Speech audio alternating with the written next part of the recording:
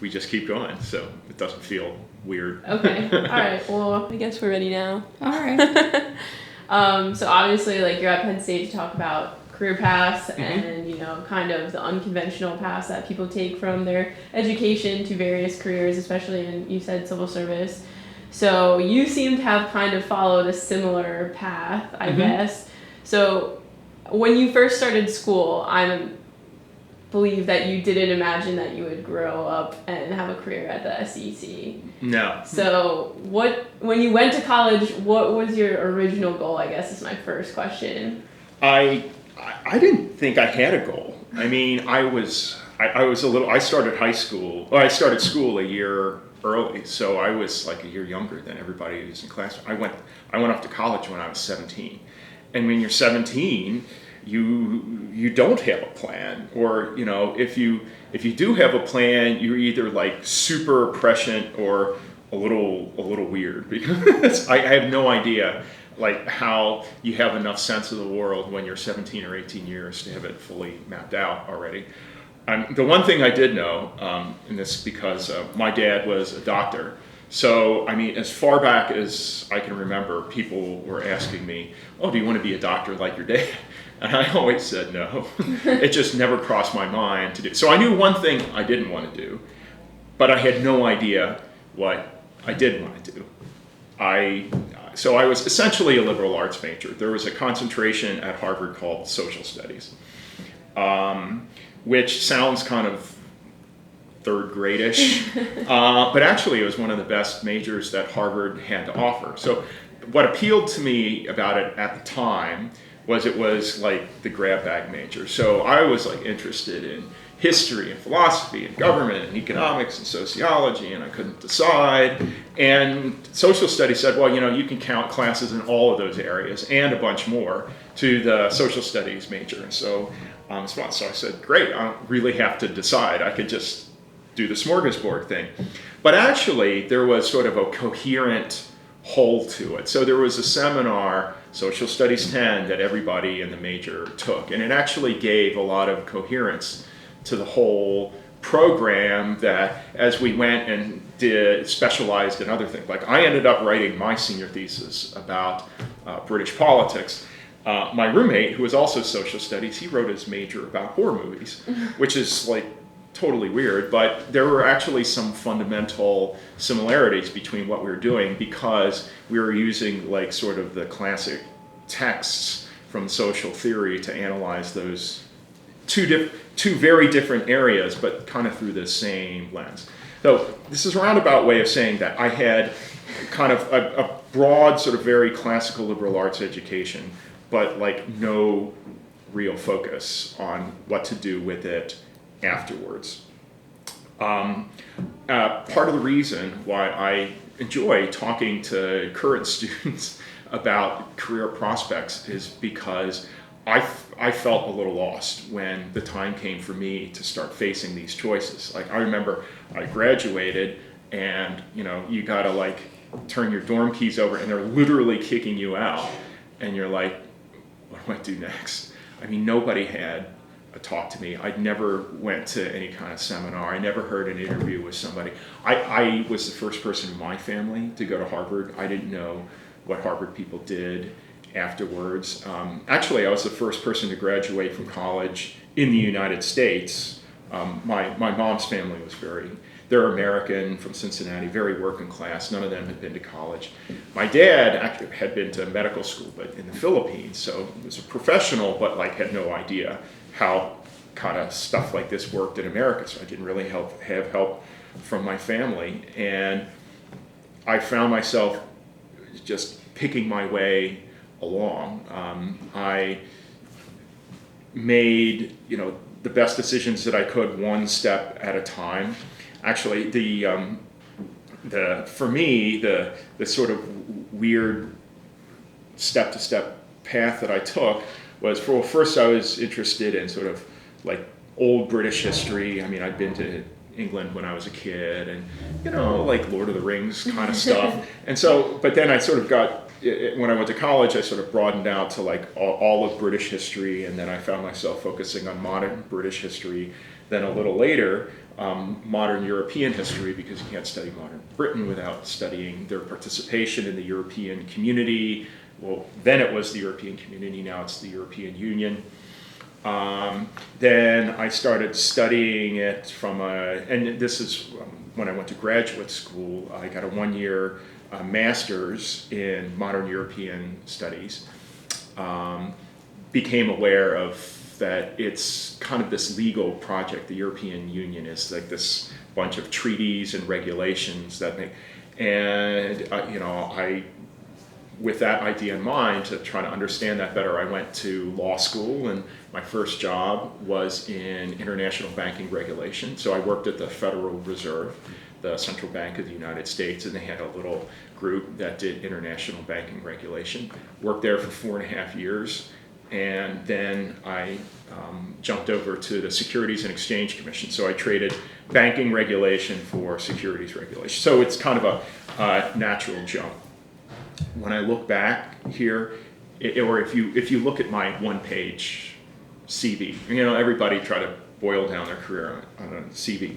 It looks like there's this very clear, straight line. They'd go, oh, well, that kind of makes sense. British history, European history, modern European history, the history, the single market and financial services and banking regulation, securities. Well, that's a very logical progression. It looks like you really knew exactly where you were going. And at the time, though, it was anything but. It's just only with, the benefit of hindsight and editing that I can create that very straight line narrative. But getting there, there could have been any number of diversions along the way, and it's you don't know what the end goal really is. I'm almost 47 years old, and I still wonder what I'm going to be when I grow up. Because I don't know if this is. I don't think this is sort of the end thing. I wonder what the next thing is and how I'm going to be able to sort of make sense of that in light of the other things I've done in the past.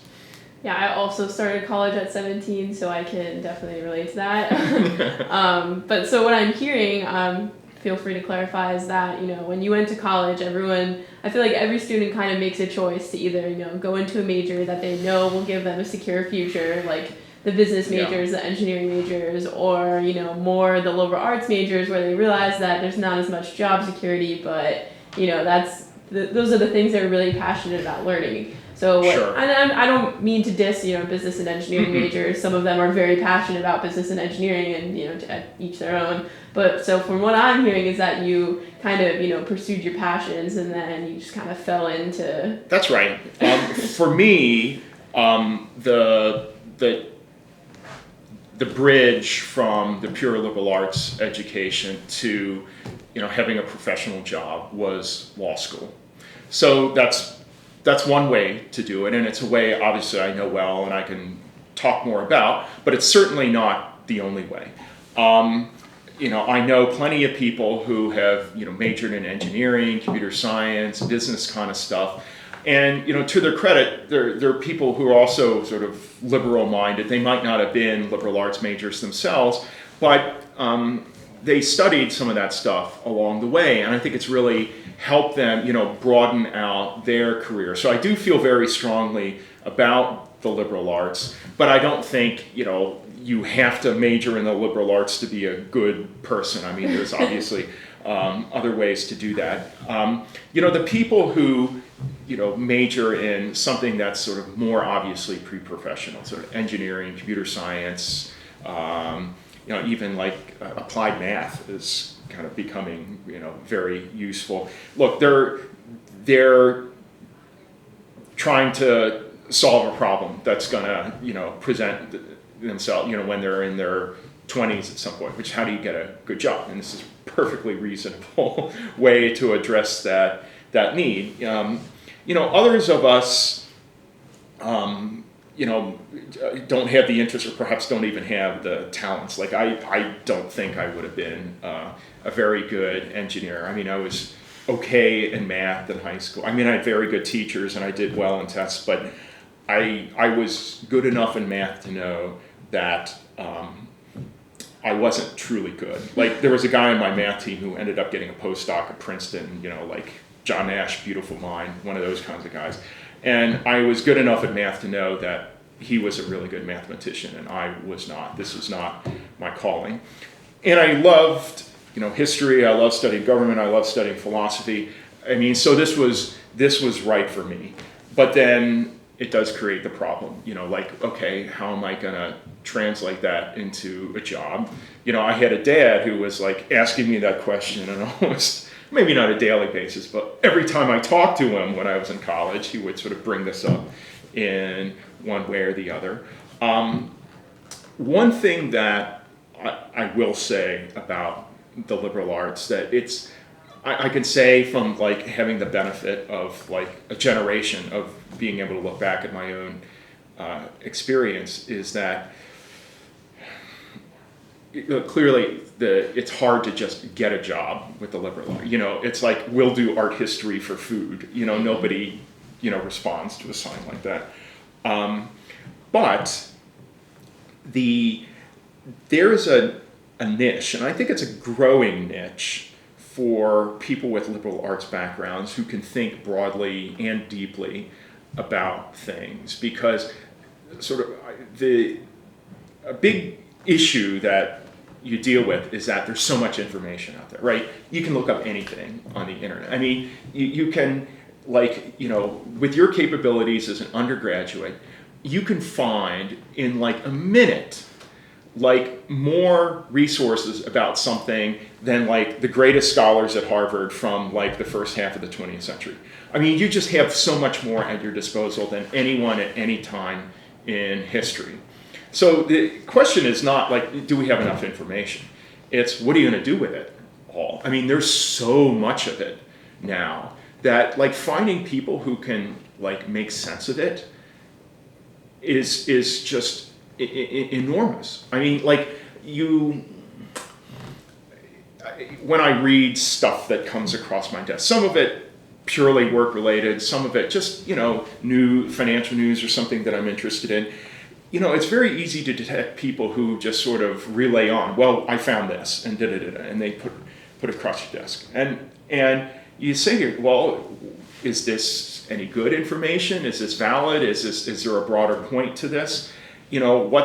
Why should I pay any particular attention to this piece of information? Because there's so much information.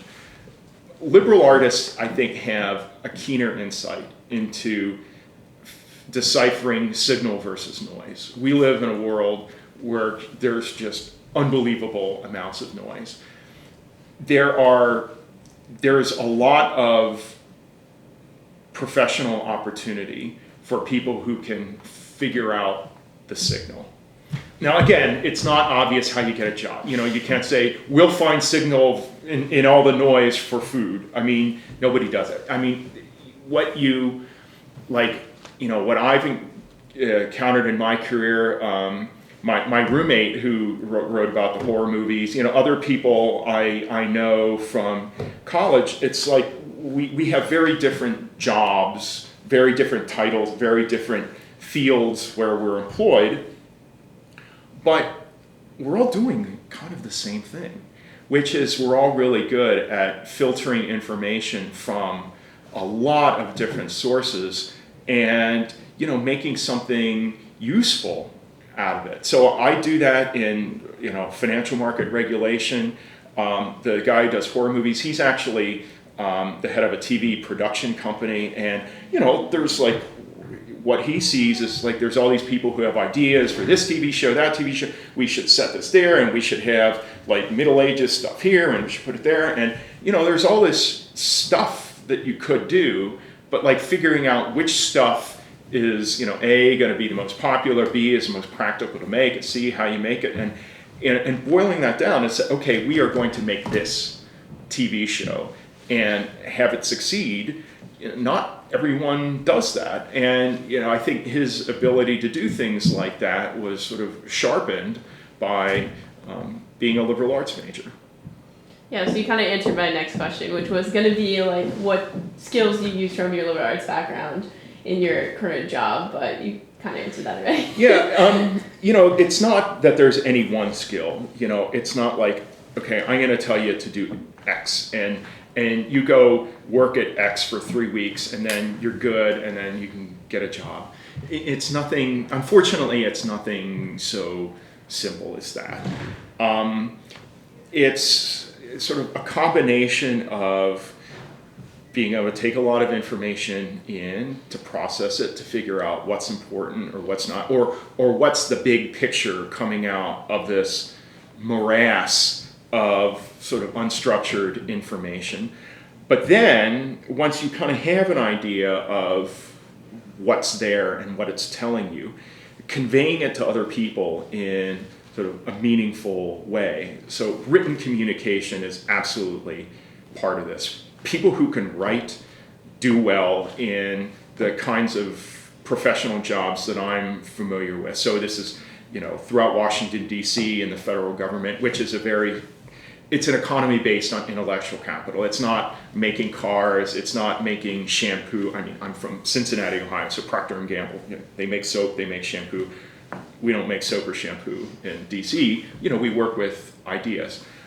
So being able to write about them, being able to express them really clearly, being able to offer information to people in a way that's useful to them. So, I mean, being able to not just figure out what the message is out of that unstructured morass of information, but then looking at your audience, say, well, what do these people need to know? Like, what would be useful to them? How could they use this information in a way that might run a business or run a program or be the idea for a report, or maybe you need to move them to help you with some political campaign. Understanding the information and then conveying it in a way that's actionable is part of this job skill. And again, not a single way to do it, but written and oral communication broadly is hugely important. So I remember I'm sort of in the middle of the biggest project that I'll ever do in my career. It's something stemming from the financial crisis. After the economy blew up, Congress passed a big statute called the Dodd-Frank Act. It's depending on whose pages you want to count. It's like 2,400 pages. And my agency, the Securities and Exchange Commission, has a big part of that. I don't know how many pages, but a big part of that to implement. I'm in charge. I'm a project manager for implementing like 3 or 4 pages. But that 3 or 4 pages is itself turning into like this big rule, because it's regulating something that was never regulated before. I mean, building something from scratch. And most of the time when you do what I do, it's sort of like incremental changes, over decades. But like this is like big, because all of a sudden you're building this whole big regulatory structure from scratch. It doesn't happen very often. So in the course of this project, I mean, I'm talking to like people all over the place, we got to write this rule, we got to talk to these people, and da-da-da-da. But, one thing, I remember is like there's so many people in my building who need to be aware of it. And, they have different needs, why they need to know it. And, what I used to tell people is, listen, you need to understand what's going on with my rule. I can give you the 2-second version, the 2-minute version, the 2-hour version, or the 2-day version. Tell me which one you want. And I literally have given each of those 4 or 5 versions, because some people, like, they need to know the 2-day version. They need to know everything that's in there. But some people, like, if I can give you the 2-second version and they can go away with it, if they're going to take away something useful, I can do that in 2 seconds. And so figuring out how to convey things to people in a way that really gets to the heart of the matter, but in a way that's useful to them. Also, very valuable skills that I've found a liberal arts background really helps you to polish. Okay. And then also I know, Center for Global Studies has a big background in foreign language. So I'm supposed to ask you if you have any background in foreign language, like through various years of education, and if you do, is it I mean, is it advantageous? How often do you use it? I studied Spanish in high school, and unfortunately it wasn't very good. Like, I never really got good at Spanish. And I remember my freshman year, Harvard had a language requirement. So you had to, I forget what test it was, but you needed a 560 on it. And I took this test again, and I got a 550. So I didn't place out of the language requirement. I said, oh. So I wasn't liking Spanish. I mean, I hadn't made much progress in high school. I decided to take French. Start from scratch. Freshman year, took French, and actually I ended up taking it every semester in college. I never got fluent at it, but I got pretty good. Like, when I was at my best, I mean, I can even now still like read magazines and newspapers and stuff. And when I was at my best, I could read like fairly hard novels at maybe half, 2/3 the speed that I would read a novel in English.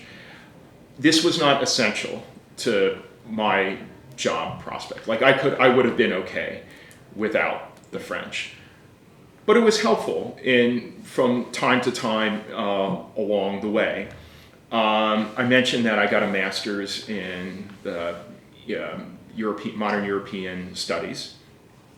I found that sometimes I would get source materials in French, so it broadened the amount of source materials that I had access to. In a handful of occasions, I've been able to talk to people in French that I would not have been able to talk to just in English.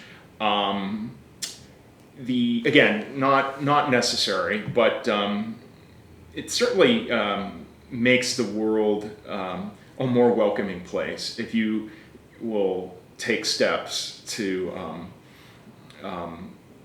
say, hey, I'm willing to talk to you in your native language. Now, like, they're better, most of the time their English is better than my French, and but having done work and traveled a little bit in Francophone countries, and I visited Canada a lot, it really affects how well you go down in a place if you're willing to put yourself out there and try to express yourself in the native tongue. So actually, like, I remember one time I was in Montreal taking a cab, and I talked to the cabbie in French, and like, they see, like, an Asian guy with an Anglophone accent, he immediately assumes I'm from Toronto.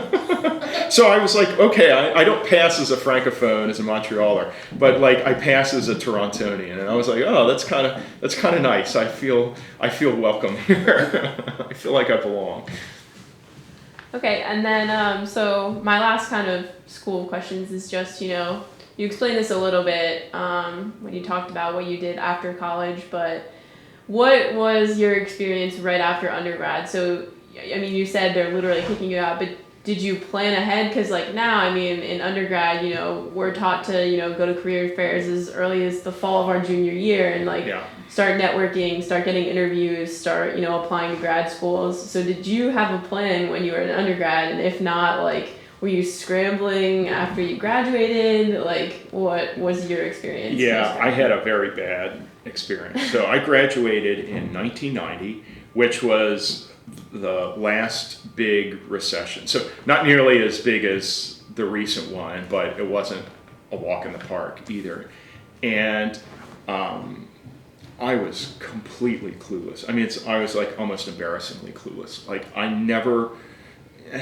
went to our career office like a couple times. I applied for some like fellowships. Like, I remember one, it was, you could go work in the British House of Commons. So you would get, the deal was, some rich donor would fund you, he'd give you like $10,000 or something over the year, and you work for a member of parliament in the UK. And I applied for that. I thought I was going to get it, and I didn't get it. And I didn't go to the job fairs and things, and it was just such a bad time. I remember, like, there was there was a big bond firm. What was the name of them? Drexel Burnham Lambert. Like the story went, like a guy in my graduating class, he got a job offer from them in the morning, and in the afternoon the firm declared bankruptcy and went out of business. So I mean, that was the kind of environment I grew up in, and I graduated into, and like I had no plan at all. I mean, when I left, I was like, I had no idea what I was going to do. So I went home. I made a little bit of money over the summer moving refrigerators and playing beach volleyball. Then I went home for the fall, and I remember I traveled with my dad a little bit. I put together a plan to go study in France in the spring, and then I kind of had my eye on that graduate program in European studies. So my strategy, lame as it was to kind of ride out the recession by staying in graduate school. I can't say that was a great one. I didn't really, I made very little efforts to get a job, but then again, I had like very little help to get a job. Nobody ever told me like how to make your way in the world. I mean, I look back and I'm almost embarrassed by it. And I remember it drove my dad crazy because he's coming back to the house and he doesn't have a job and he wants to go to graduate school again. And it's, but fortunately, the strategy more or less worked because I got into law school and things were working out right. But so law school is 3 years. I entered in 92, graduated in 95. By the time I was graduating from law school, the economy had sort of come back again, and it wasn't a great market, but it was a pretty good market for lawyers, and that's kind of when I made my way. But I mean, there was a few years there where it was, my resume and my professional prospects were embarrassingly thin.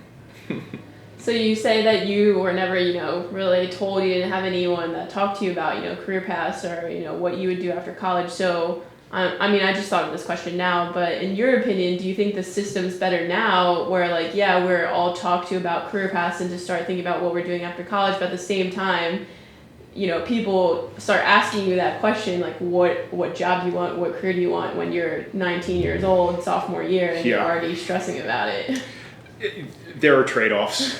On the one hand, I suppose it's not a bad thing to be thinking about your future and be prepared and, build up a resume. But, the trade-off is, do you lose some of the fun and spontaneity of your undergraduate years because you have the specter of, having to find your way in a professional world looming out there?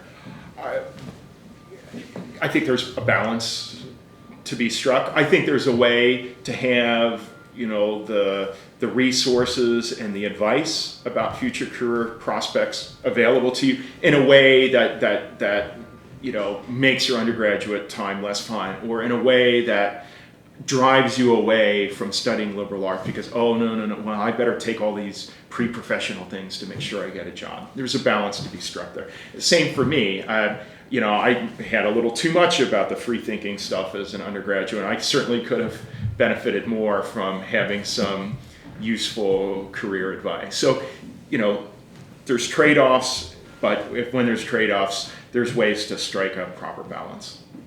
Okay, and then finally, just if you could have one piece of advice for the graduating seniors that are kind of stressed out about maybe their job opportunities or whether they should go to grad school, what if you could talk to you back then, I guess basically now, what would you tell yourself? What I would tell myself is that I had picked up some unusual habits about reading things that kind of didn't seem to have anything to do with anything. So I had sort of pet intellectual interests. And if I could go back to me personally, I would say you keep right on doing those things because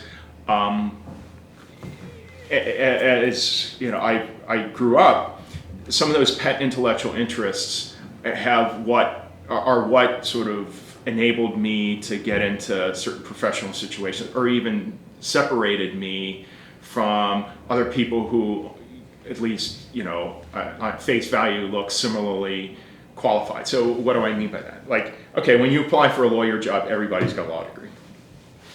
So, okay, the employer's got like this pile of resumes, everybody's got a law degree from, you know, a decent school, and they got decent grades. So what distinguishes, you know, the person who gets the job from everybody else? And sometimes it might be the kind of like niche little like expertise that you have in something. I mean, that might be the thing itself that gets you a job, but I mean, that might be a long shot. But on a broader level, employers in sort of white collar jobs broadly, so, you know, people who study anthropology or government or economics or sociology, who are going to end up in sort of the white collar world that we're talking about, what employers are looking for is people who know stuff that the employer itself doesn't know, they like, you know, my quirky little interest in Canadian history actually never, you know, amounted to anything, but employers pick up on the fact that you know, hiring quirky people who are good at picking up random bits of information that might be kind of useful is something to value. You know, either it's a lot to expect that you're going to bring useful things to your new employer on your first day, but you say, well, you know, this person has a history, and, you know, you just talk to them and they just got all kinds of like interesting things that you never knew about. But this person has a history of being able to, you know, vacuum up seemingly random information and apply it in useful ways. And you know what? Those are the kind of people that you like having in your office, because those kind of skills could be useful. You know, that kind of ability to vacuum up information will probably be useful in that white collar job at some point. Well, that's all the questions I have. Do you have any questions?